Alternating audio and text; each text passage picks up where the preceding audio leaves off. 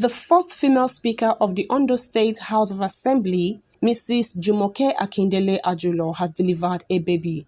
She was said to have delivered the baby at the age of 54. Akindele, a member of the People's Democratic Party, who was in the assembly between 2011 and 2019, became speaker in 2014 and was removed in 2017.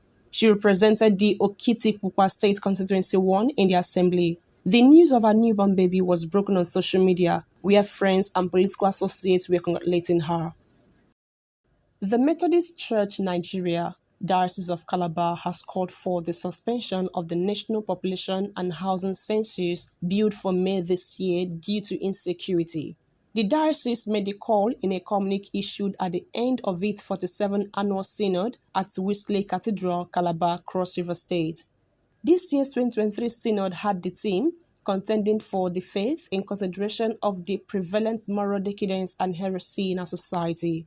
The communique was signed by the Methodist Archbishop of Calabar, Most Reverend Chimezo Nwamba, along with the lay president, Dame Professor Mirinda Dosumo, KJW, and Elder Ofyong Ono, chairman of the communique committee.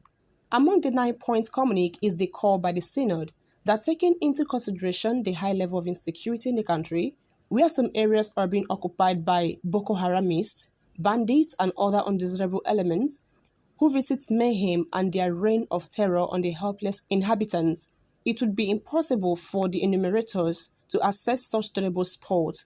Also, the Synod lamented the high unemployment rate in the country and advised the youth and unemployed to acquire skills to earn dignified livelihood and escape poverty and frustration.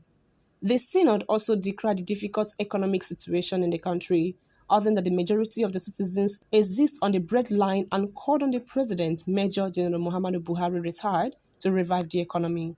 The Synod sympathized with victims of ongoing wars in parts of the world and sought God's intervention to end the wars and called on the federal government to evacuate its citizens from the war-torn zones. The Synod also appealed to all aggrieved politicians who contested in the just concluded general elections to seek redress in the law court and not resort to unlawful means.